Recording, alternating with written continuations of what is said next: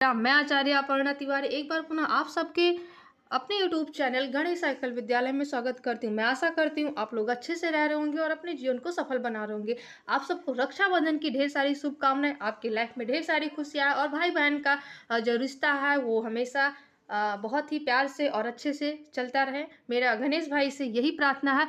और इस रक्षाबंधन का अपने अपने हिंदू धर्म में कितना बड़ा महत्व है, इससे हम सभी लोग परिचित हैं। कोई ऐसा नहीं है कि अनजान है। और इन सारे धर्मों का हमारे हिंदू धर्म में हमारे धार्मिक ग्रंथों से जुड़ाव होता है। और देवी देवताओं के टाइम से ही ये सारी चीज़ें चले आ रहा है। अगर शॉर्ट में मैं बहुत कम शब्दों में आपको बताना चाहूँगी, क्योंकि आप लोग देखते होंगे मैं वीडियो अपना निरंतर नहीं डाल पाती हूँ। इसका बहुत बड़ा रीज़न है कि जो मेरा फ़ोन है अभी वो उतना महंगा नहीं है कि जिसमें मैं बहुत अच्छे बहुत लंबी लंबी वीडियो में अपलोड कर सकूं और डाल सकूं। मुझे खेद है कि मैं अपने संगठन के लिए जैसा मैं चाहती हूं कार्य नहीं कर पा रही हूं, सिर्फ इस फ़ोन की वजह से।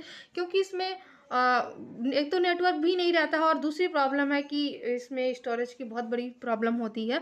तो इसलिए मैं वीडियो नहीं बना पा रही हूँ। तो मैं जो कुछ भी आपको मतलब ये स्टोरी में बताने जा रही हूँ बहुत ही कम शब्दों में बताऊंगी कि ये धार्मिक ग्रंथ से हमारा जो रक्षाबंधन का कार्यक्रम है, मतलब रक्षाबंधन का कार्यक्रम है वो हमारे धार्मिक ग्रंथों से बहुत ही जुड़ा होता है। और हम लोग मानते भी इसे बहुत ही दिल से हैं। क्योंकि आप सबको पता होगा कि ये जो रक्षा सूत्र होता है जो एक बहन आपके अपने भाई के हाथ में बांधती है, ये सिर्फ एक धागा नहीं होता है। इस धागे से इस धागे के पीछे एक भाई बहन का कितने मतलब कितना बड़ा ऐसा भावना होता है, कितना एक दूसरे से जुड़ा होता है, एक लगाव होता है।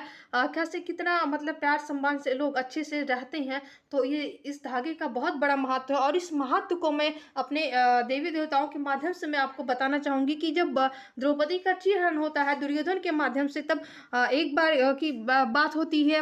द्रौपदी जी भगवान कृष्ण के हाथों में अपने साड़ी का टुकड़ा बांधती हैं। और फिर भगवान विष्णु मतलब भगवान कृष्ण द्रौपदी जी का मतलब उसी टाइम क्या होती हैं, वो कर्जदार हो जाते हैं। और उस टाइम जब वो मुसीबत में होती हैं और भगवान कृष्ण को याद करती हैं, तो वाकई में वो एक टुकड़े को वो इतनी लंबे साड़ी में परिवर्तित कर देते हैं कि दुर्योधन उलझन में पड़ जाता है कि साड़ी है कि नारी है कि नारी बीच साड़ी है।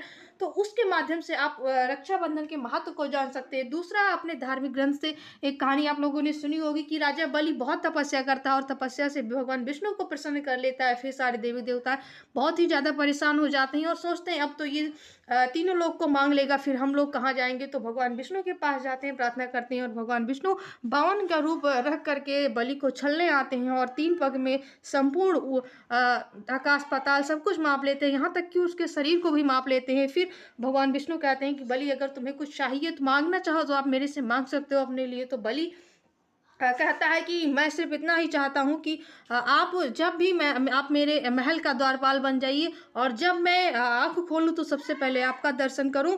कुछ फिर भगवान कृष्ण उसके द्वारपाल बन के वहीं रह जाते हैं और माता रुक्मिणी जो होती हैं वो लक्ष्मी माता है बहुत ही परेशान हो जाती हैं। और फिर नारद मुनि जाते हैं और उनसे कहते हैं कि आप जाइए बलि के हाथों में कलाई बांधिए, और जिससे फिर बलि आपसे कहेगा आपको कुछ चाहिएगा तो आप भगवान विष्णु को अपने पति को मांग लीजिएगा।